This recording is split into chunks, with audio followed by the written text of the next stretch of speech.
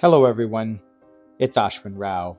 In today's video, I'm bringing you a new maker to my channel, and that is obviously this maker hailing from Vietnam. This is Elegal Shoemaker.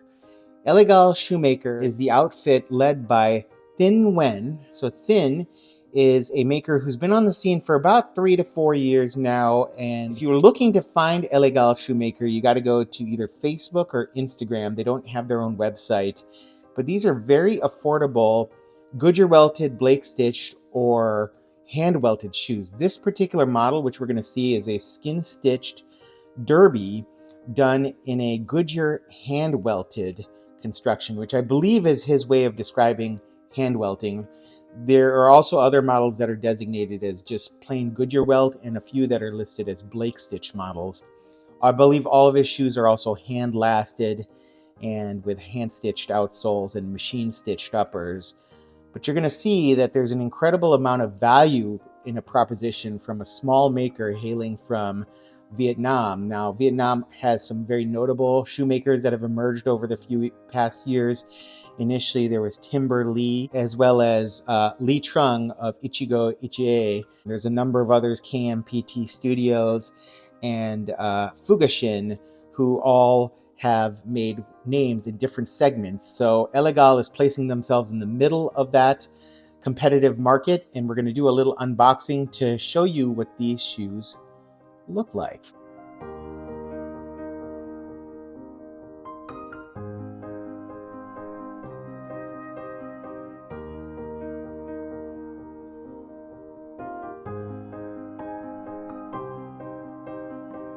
But you're getting a hand welted, hand lasted shoe with hand stitched outsoles made in Vietnam out of an Italian crust leather. Crust leather can have a patina then applied, which Thinh has done an incredible job developing patina skills, some of the best I've ever seen, to be honest. Just beautiful work done here.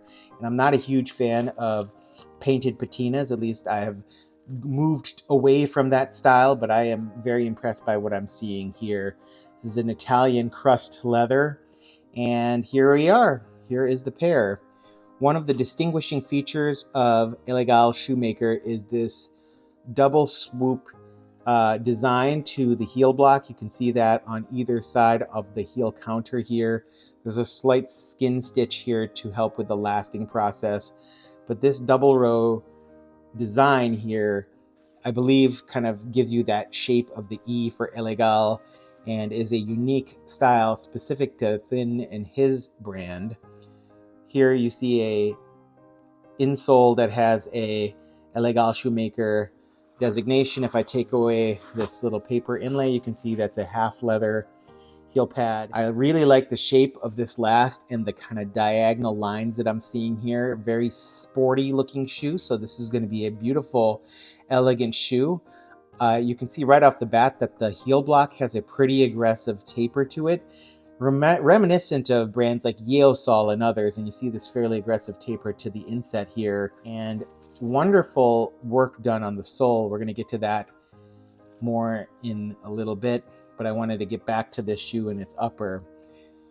The asymmetric soft square last here with a fairly flat medial edge and a more anatomic shape to the lateral edge of the shoe. This is a soft square last. You can see the squaring off of the toe. If we look in profile, this looks like it has about a medium, lower to medium instep.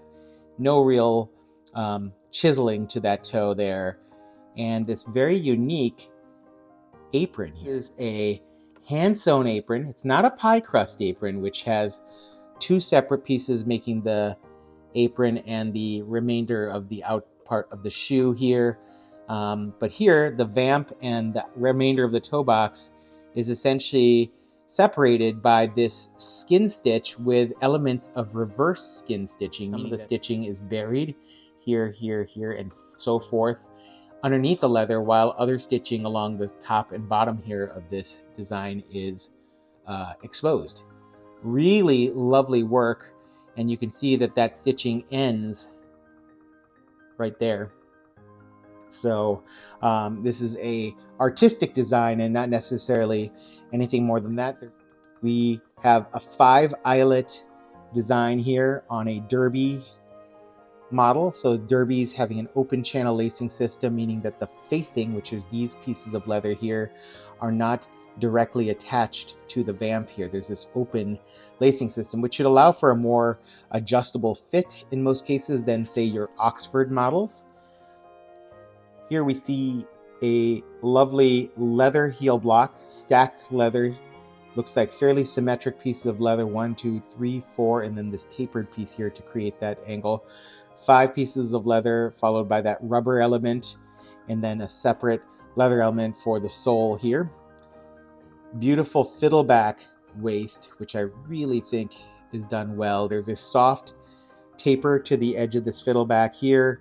And this is a square waist, meaning that this is not beveled down or rounded out here. This is a squared off waist here. There is no offset between the heel block and the waist. That would require a little additional handwork, but at this price point, not something I would expect. And you can see on the lateral aspect of the shoe, similar squared off edge to the waist. Occasionally you'll see other makers who have one edge square and the one edge beveled. This is fully squared with a fiddleback and a beautiful paint job applied here. Closed channel sole, meaning that the outsole stitching here on the bottom of the shoe is recessed and hidden under a folded over pieces of leather. You can see where that leather has been folded to then recess the stitching and then cover it back up, which should lead to more longevity. Really high quality work on the sole.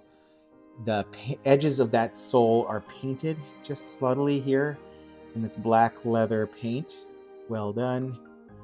I'm really liking that. And then just a really clean, elegant job done to finish off this sole. I'm very impressed here.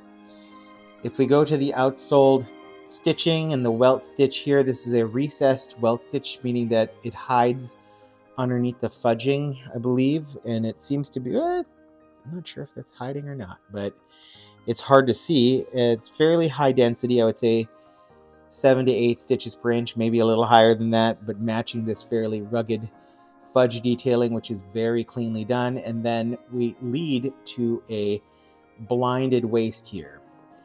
The stitching, hard to tell when you look at the edge, but from what I can tell, I think that stitching is recessed and goes into some of the waist, but I'm not sure how much of this waist is secured through glue and cementing and how much of it is a blind stitched waist. My guess, based on the price point, is that some of this is cemented and the remainder is affixed through this welt stitch here through the front of the shoe. Really clean work done on the fudging. I don't see any issues here with the lasting at all.